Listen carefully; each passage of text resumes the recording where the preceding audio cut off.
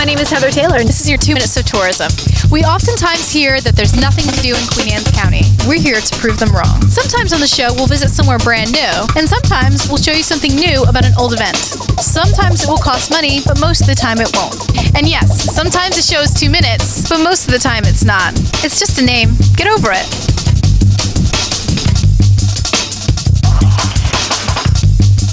Hello, today I'm with Ms. Nancy Cook, who's from the Historic Sites Consortium of Queen Anne's County, and she's the chair, and today we're going to talk about the opening of all the historic sites. Yes, and it starts next weekend, May 5th, and Saturday, May 5th, and our historic sites, there are 16 of them throughout the county, are open at different times, but from 10 to 2 in Centerville, and then from 12 to 4 down here on Kent Island, and then up in Settlersville, again, 10 to 2, and so forth. So double check with the sites that you would like to, go to and visit. Mm-hmm.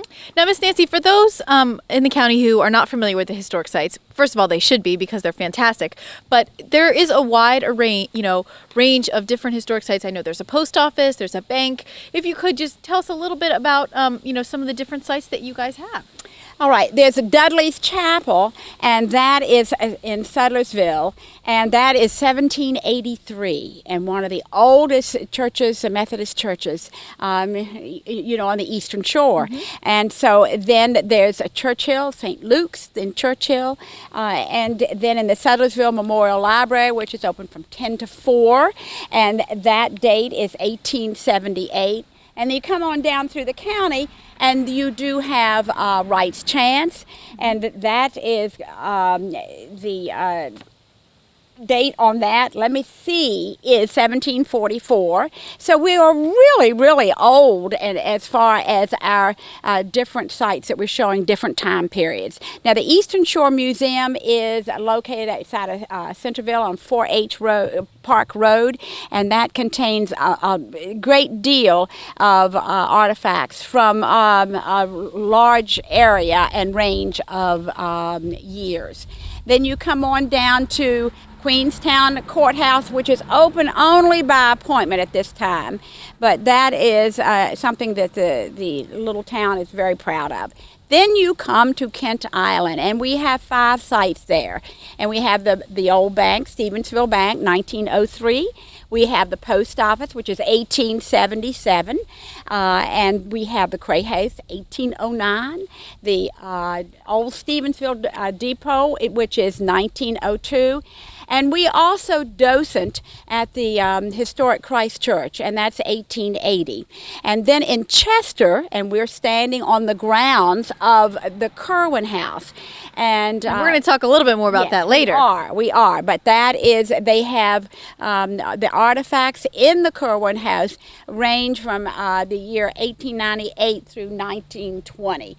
And Ms. Linda Collier is in charge of that. So you all are going to talk about that a little later. So we've got stores and banks and churches and houses. So you can go, you can take a look, you can tour around. Right. And the cost of this is... For the ones we've just named, the cost is, admission is free. Fantastic.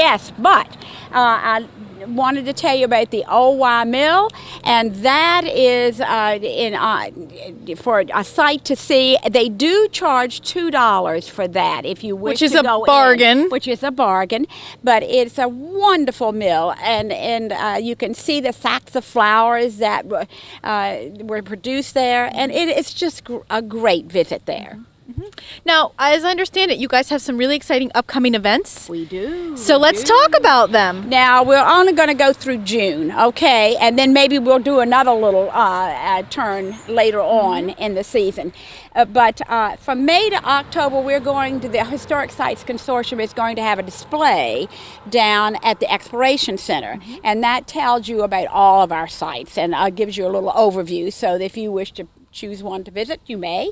And then Saturday, of course, May 5th is the opening, that's next week, of our sites. And there is a flea market down here at the Kerwin House. So take advantage of that as you're visiting the site down here. Come to the flea market. It starts at 8 o'clock. a.m. The Master Gardeners will be up in Centerville at Wright's Chance, and that is going to be on May 12th. And at May 19th is Kent Island Day down here. And we are so excited. The parade is at 10:30, and we have all kinds of exhibits and vendors. And it's just a really good community day down in Stevensville. Now, the Kerwin House in Chester will also be open, but the town center is where we're going to have lots of the activities.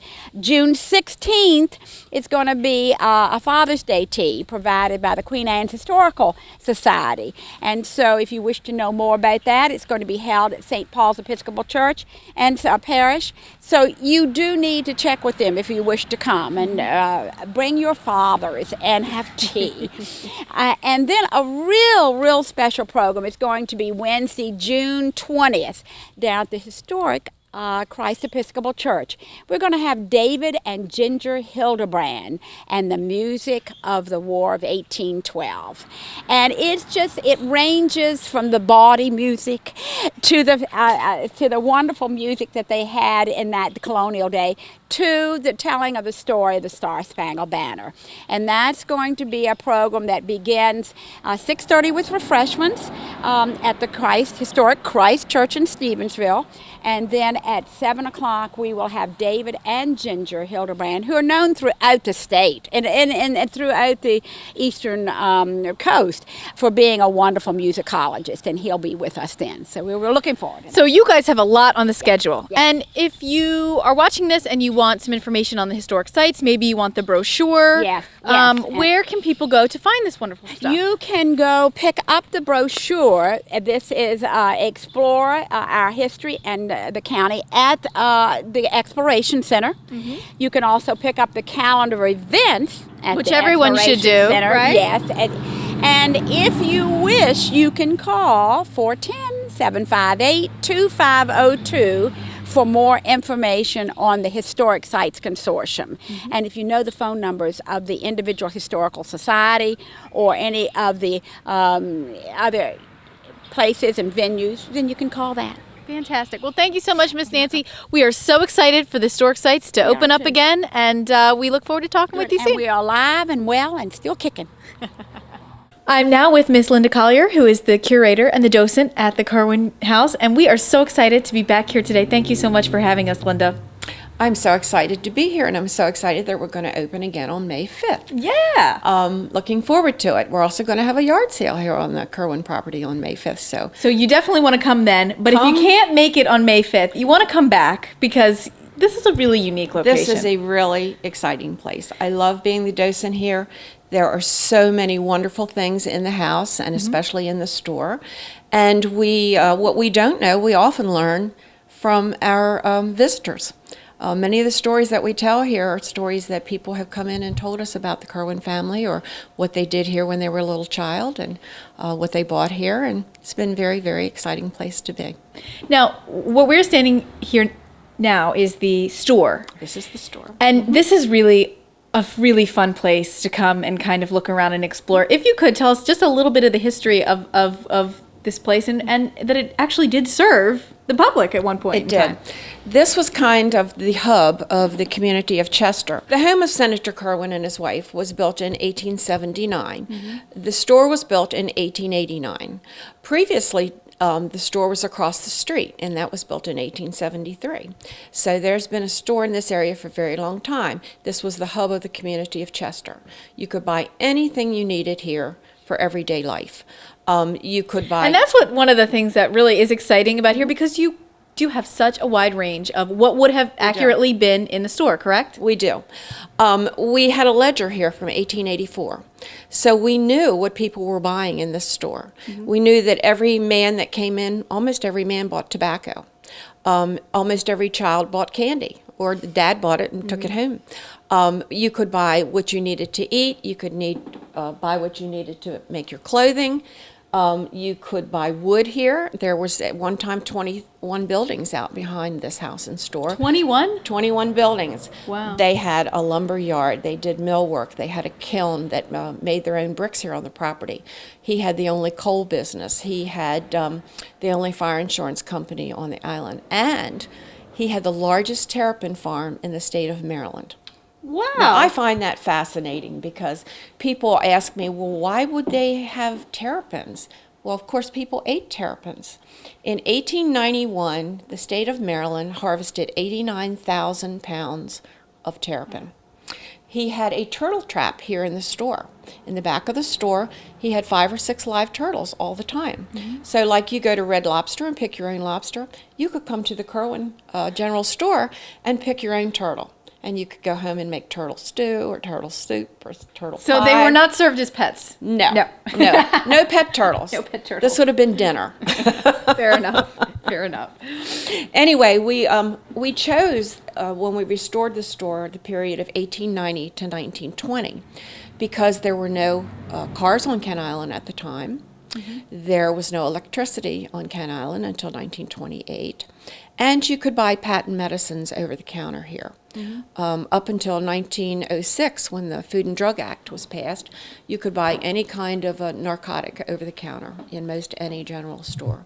And so we know here from our 1884 ledger that that is exactly what they did at the Kerwin store. We have the book open to a page where someone bought laudanum, which is a derivative of opium. Wow. So you really diverse here. We You do. have a lot of great things, and I'm just curious, since you spend so much time here, what some of your favorite items are in the store? Kind of get a teaser. Hopefully those folks that are watching here, it'll entice them to come and check it out for themselves. Well, of course, one of my favorite drugs is Lydia Pinkham's, which all women took. It cured everything that ailed you. And And it was sold here, correct? it was sold here in the Kerwin store, and it made you feel better right away. Of course, we know now that it contained 33% alcohol. But you did feel better right away, and you often came back for a second bottle. And Lydia Pinkham's can be bought today, but I think the formula has changed somewhat. Another one of my favorites is our pest control section.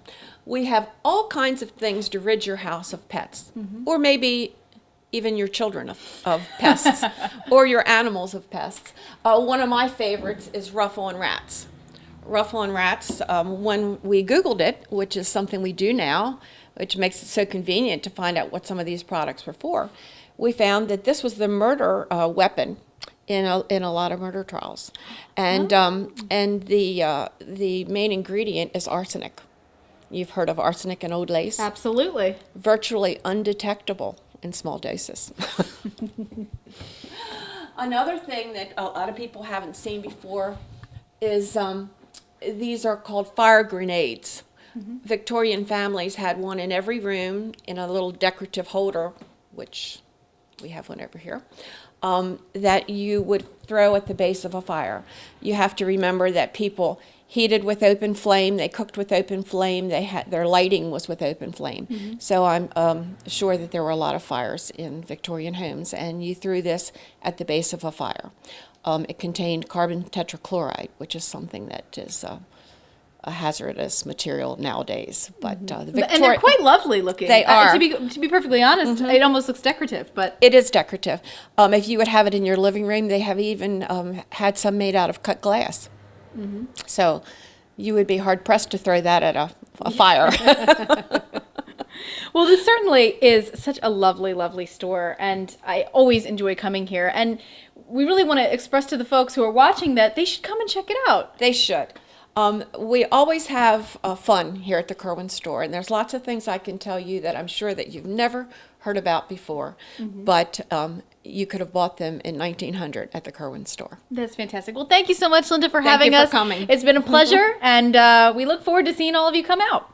I want to thank everybody for watching this episode of 2 Minutes of Tourism. If you have any questions about any events or happenings throughout Queen Anne's County, you can always check the website, which is discoverqueenannes.com. I've met a lot of different people and been to a lot of different places throughout the county, but you'll never know where I'm going to end up next. So keep watching.